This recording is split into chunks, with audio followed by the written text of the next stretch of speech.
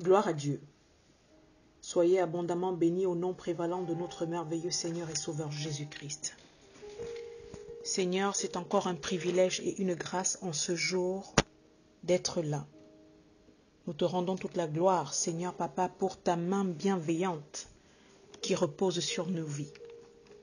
Merci pour mes auditeurs, merci pour ma vie, merci pour ce moment de partage autour de ta parole. Merci pour la vérité de ta parole qui bouge dans nos cœurs, qui nous replace encore sur le droit chemin.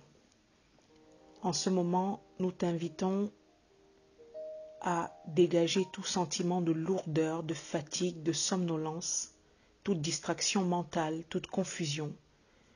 Nous te rendons toute la gloire et nous te bénissons au nom puissant de notre merveilleux Seigneur et Sauveur Jésus-Christ. Amen. Que Dieu vous bénisse abondamment au nom puissant de notre merveilleux Seigneur et Sauveur Jésus-Christ. Nous prenons la parole de Dieu aujourd'hui dans le livre de Marc.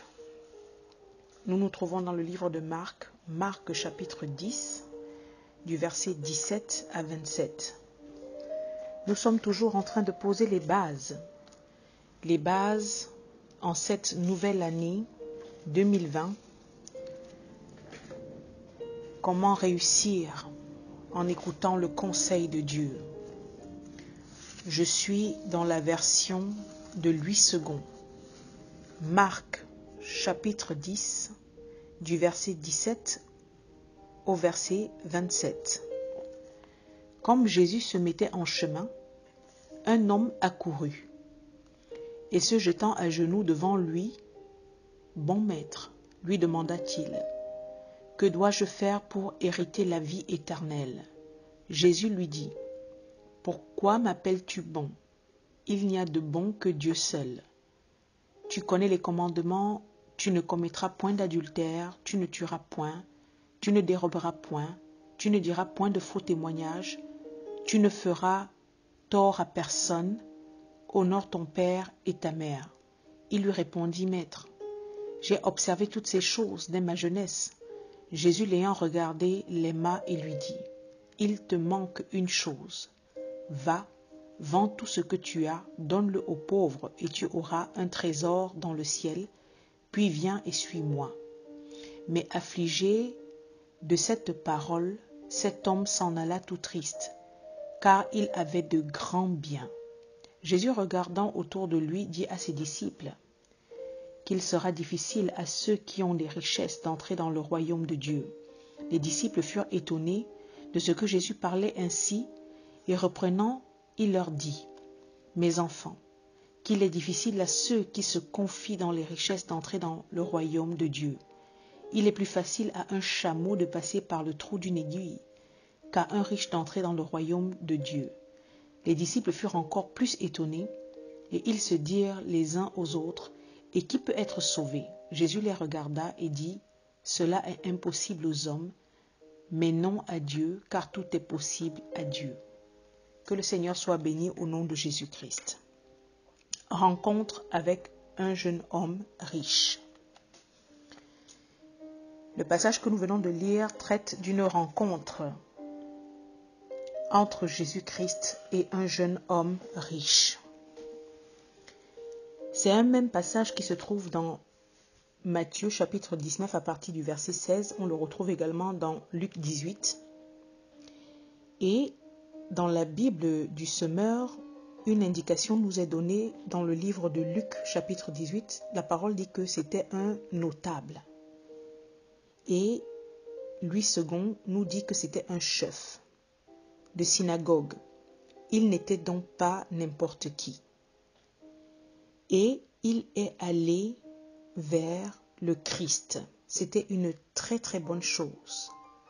Il est allé vers Jésus-Christ. Il a accouru. Quand on parle de accourir, ça veut dire que on va en courant, on se presse. Il avait vraiment en lui le désir d'aller vers le Seigneur. C'est un désir profond. Voilà pourquoi il s'est hâté d'aller vers le Christ. Et du haut de son statut, il avait sûrement discerné qui était Jésus-Christ. Et il avait compris au travers des différents enseignements, au travers des différents miracles que le Christ faisait autour de lui, que Jésus-Christ était le maître, était la porte pour la vie éternelle. Il avait sûrement compris que dans sa requête de la recherche du salut, seul le Seigneur Jésus-Christ pouvait l'aider. Voilà pourquoi il est allé en courant à la rencontre de Jésus. Ne voulant pas louper l'occasion du passage de Jésus-Christ.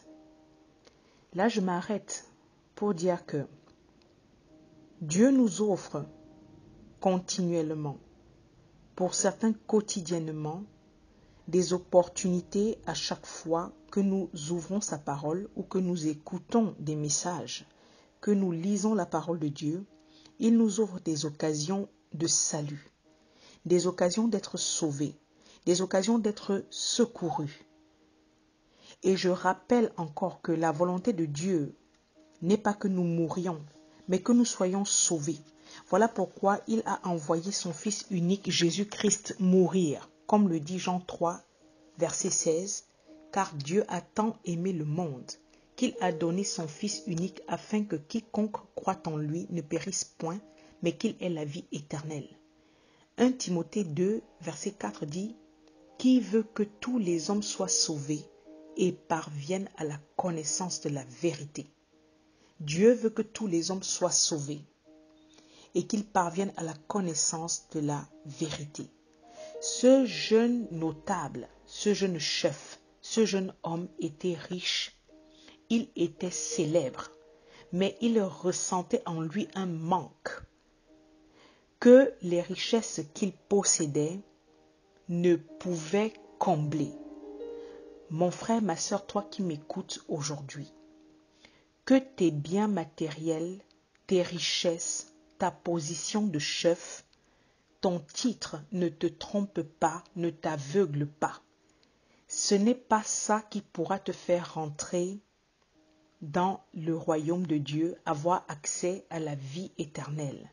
Ce monsieur a recherché en Christ une aide, un accès pour entrer au paradis, parce qu'il voyait en Christ une porte pour être sauvé.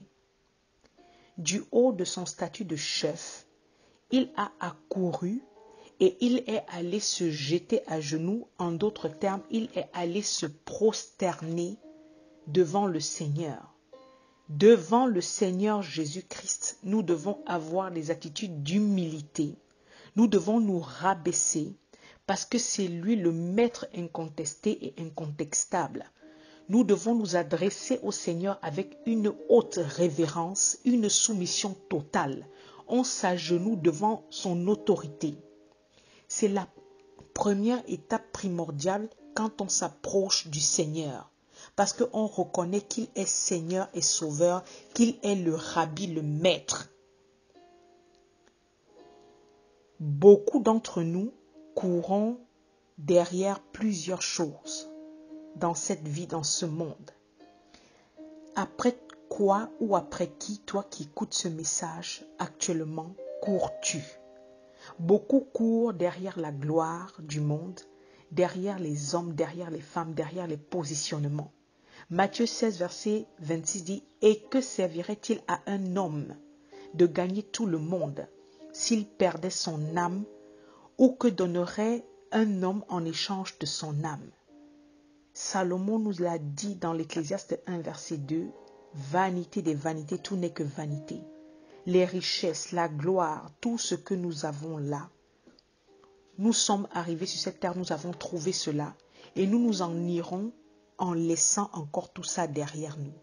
Ce jeune homme était riche et il possédait plusieurs biens. Mais j'attire notre attention encore que quand il est allé vers le Christ, ce n'était pas dans le but que ses biens matériels se multiplient. Ce n'était pas dans le but d'avoir encore plus de richesses. Souvent, nous nous courons derrière le Seigneur pour avoir des biens matériels, pour avoir la santé, pour avoir le mariage et autres. Mais ce monsieur est parti avec une intention, une requête claire. C'était, bon maître, que dois-je faire pour hériter la vie éternelle? Bon maître, que dois-je faire pour hériter la vie éternelle? Rien ne vaut la vie éternelle dans ce monde. Qu'est-ce que je peux faire pour hériter cela? Voilà l'objectif que nous devons avoir quand nous allons vers le Seigneur. Nous n'allons pas vers le Seigneur pour les choses de ce monde, les choses matérielles, les choses périssables, mais nous allons vers le Seigneur d'abord pour les choses spirituelles éternelles. Dieu n'a pas donné la vie, son Fils unique sur cette terre, pour qu'il meure, pour que nos poches soient forcément pleines d'argent ou autre, ou que nous soyons pleins de richesses matérielles. L'apôtre Paul a dit dans 1 Corinthiens 15, verset 19, que si c'est dans cette vie seulement que nous espérons en Christ, nous sommes les plus malheureux de tous les hommes. Christ en nous, l'espérance de la gloire. Peut-être que toi qui es là en ce moment, tu écoutes ce message, mais tu soupires après les promotions, après les enfants, après le mariage. Dieu t'invite en ce début d'année 2020 à tourner d'abord ton regard premièrement vers son royaume, sa justice, vers la vérité, afin que toute chose te soit donnée au-dessus, par-dessus. On va vers Dieu d'abord pour le salut de l'âme. Et si après cela, on n'est même pas forcément béni comme on l'espère, c'est pas grave. Le plus important, c'est d'abord le salut de nos âmes. En 2020, ayons vraiment le désir ardent, vif de recevoir cette vie éternelle, d'une vie pleinement consacrée à Dieu, une vie qui reflète la gloire de Dieu. Jésus a dit, pourquoi m'appelles-tu bon? Le psaume 34, verset 8 dit quoi? Sentez et voyez combien l'Éternel est bon. Heureux l'homme qui cherche en lui son refuge. Car l'Éternel est bon, sa bonté dure à toujours et sa fidélité de génération en génération. Psaume 100, verset 5. Pourquoi m'appelles-tu bon? Il n'y a de bon que Dieu seul. Dieu est bon. Dieu est bonté, mes frères. Et nous voyons par la suite que le Christ dit, tu connais les commandements. Et là, il commence à citer l'Exode 20 du verset 12 au verset 16, où il est dit que tu ne commettras pas l'adultère, tu ne vas pas tuer, tu ne dérobes pas, tu ne vas pas dire les faux témoignages, tu ne vas faire de tort à personne, tu dois honorer ton père et ta mère et toutes ces choses. Mais le monsieur répond au verset 20, Maître, j'ai observé toutes ces choses dès ma jeunesse.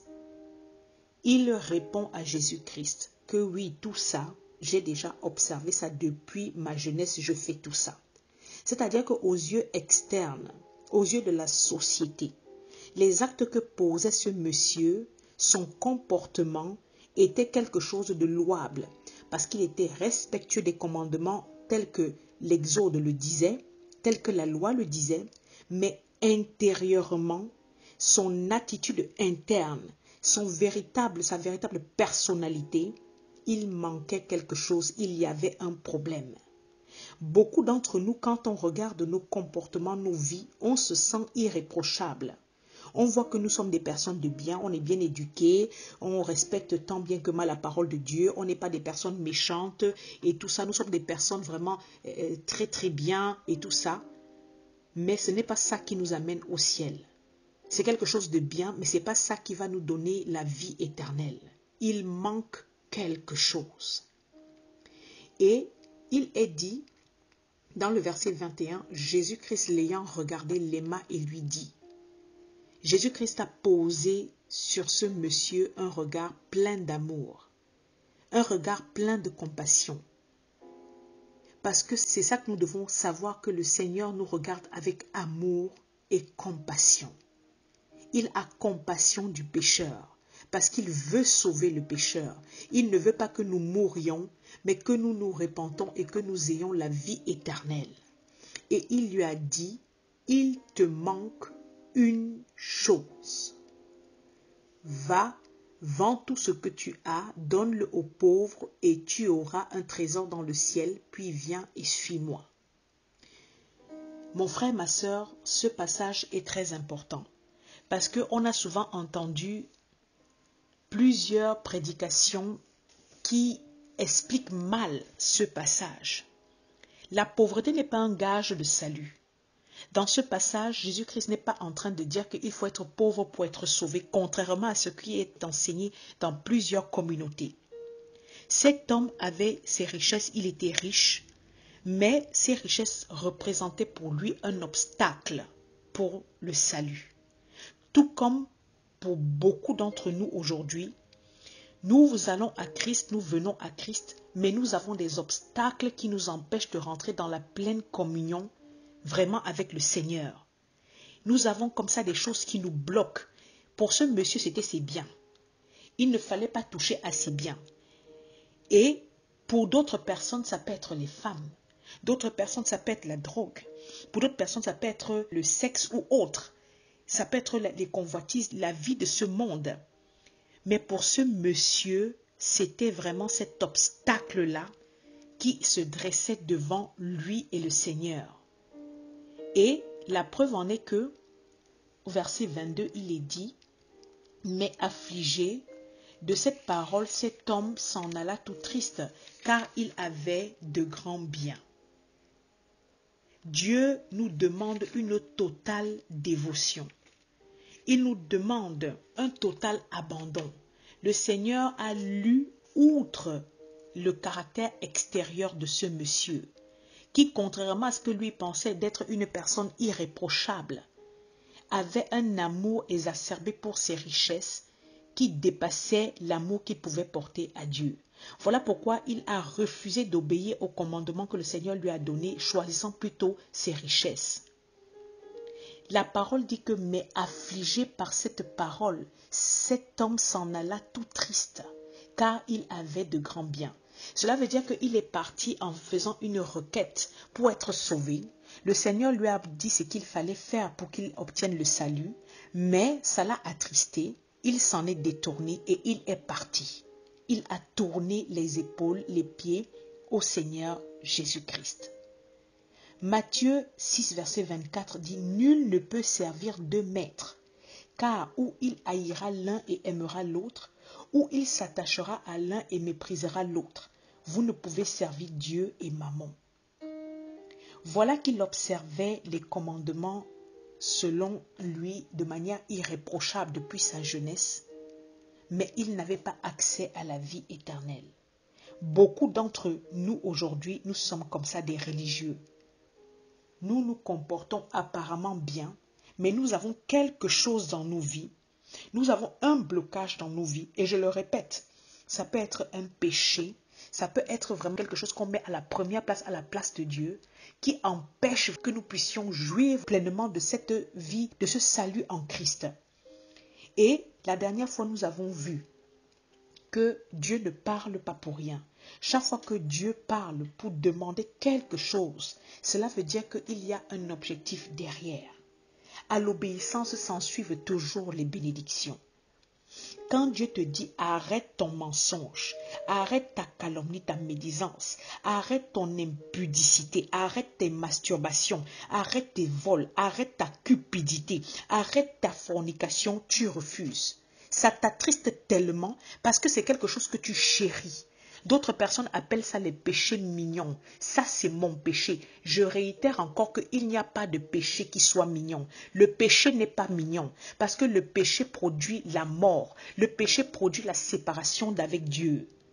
Dieu demande en cette année 2020 une exclusivité totale de nos cœurs, un service, une dévotion totale. Tu aimeras ton Dieu de tout ton cœur, de toute ton âme, de toute ta force, de ta pensée. En ce 2020, c'est encore une décision. Nous avons commencé ce programme de prière en disant que la vie est un choix. La vie est une décision. Nous ne devons pas nous leurrer. Nous ne devons pas nous tromper par de faux raisonnements nous-mêmes. Si nous voulons continuer à marcher de manière tordue, alors nous écoperons le fruit de nos mauvaises actions. Beaucoup de gens viennent au Seigneur parce qu'ils ont besoin du mariage.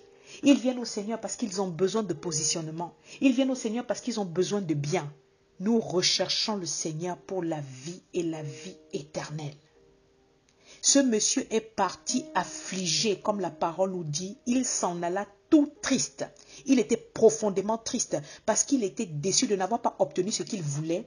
Il estimait vraiment que le sacrifice trop grand pour lui, celui de délaisser tous ces biens-là, ça montre à quel point ces biens étaient vraiment en première place. Il aimait trop sa richesse. Et Jésus-Christ a regardé autour de lui et il a dit à ses disciples qu'il sera difficile à ceux qui ont des richesses d'entrer dans le royaume de Dieu. Parce que souvent, la richesse a tendance à produire dans le cœur des personnes qui en jouissent de l'orgueil, de l'autosuffisance, ce sentiment trompeur de bien-être, de sécurité, de hauteur par rapport aux autres. Tu te sens, tu penses que même de Dieu, tu n'as plus besoin, tu n'as pas besoin de quelqu'un. Beaucoup de gens commencent bien, on pleure, on soupire après Dieu, mais dès que l'argent commence à rentrer, l'orgueil rentre, l'autosuffisance rentre. Et tu commences à te sentir comme si tu peux déjà tout faire, tout ce que tu veux, tu peux obtenir. Tu n'as plus besoin de prier, tu n'as plus besoin, maintenant tu as ta position, maintenant tu es stable, maintenant tu es quelqu'un d'important. Frère, ça c'est la distraction. Quand Dieu te bénit, c'est pour que tu puisses encore davantage l'aimer, pour que tu puisses encore davantage l'adorer, pas pour que tu détournes ton regard de sa parole, pas pour que tu t'enorgueillisses, pas pour que tu commences à traiter mal et avec dédain les personnes qui sont autour de toi. N'oublie pas qui tu étais et ce que Dieu a fait pour toi, dans quelles conditions Dieu t'a pris. Aujourd'hui, nous voyons beaucoup de gens comme ça. Ils étaient humbles au départ à cause de leurs conditions. Mais une fois qu'ils ont été bénis financièrement, on ne reconnaît plus la personne. Le cœur. Voilà une histoire qui a bien commencé d'une personne qui est allée vers le Seigneur avec une requête louable. Mais une fois que le Seigneur a mis le doigt, parce que Dieu regarde au cœur, il ne regarde pas à nos apparences, à ce que nous produisons à gauche, à droite comme action. Il regarde à qui nous sommes intérieurement. Quand il a mis le doigt sur ce qui est important de faire, ce monsieur a préféré laisser tomber et repartir comme il était venu. Comme beaucoup d'entre nous, toutes les années, le Seigneur te montre ce qui ne va pas. Parce que nous nous mettons en pleurant, « Oh Seigneur, pourquoi je ne me marie pas? Oh Seigneur, pourquoi je n'avance pas? Oh Seigneur, pourquoi je n'ai plus d'enfants? Oh Seigneur, pourquoi ceci? Oh Seigneur, pourquoi ?» Le Seigneur te montre, voilà quel est ton problème. Mais tu préfères laisser parce que tu es affligé, ça te fait mal. Tu préfères rester dans ta pourriture, dans ton péché, parce que tu préfères encore mourir avec ça que d'abandonner. Ce monsieur a fait une grossière erreur. Parce qu'il n'a pas compris qu'en ayant vendu et en ayant donné tout ce qu'il avait aux pauvres, il aurait eu encore plus grand. Le plus important, c'est de s'amasser des trésors dans le ciel. La récompense qui vient du ciel est plus grande que celle qui vient de la terre. Et je réitère encore que Dieu n'a pas de problème avec la richesse. Il est lui-même source de richesse. Il est celui à qui appartiennent l'or et l'argent. Et c'est lui qui nous donne toutes ces choses par-dessus. Comme nous sommes agréables à son cœur et comme nous cherchons d'abord son royaume en premier. Que celui qui a des oreilles pour entendre, entende. Que le Seigneur vous bénisse et qu'il nous fasse grâce au nom tout puissant de notre merveilleux Seigneur et Sauveur Jésus-Christ. Amen.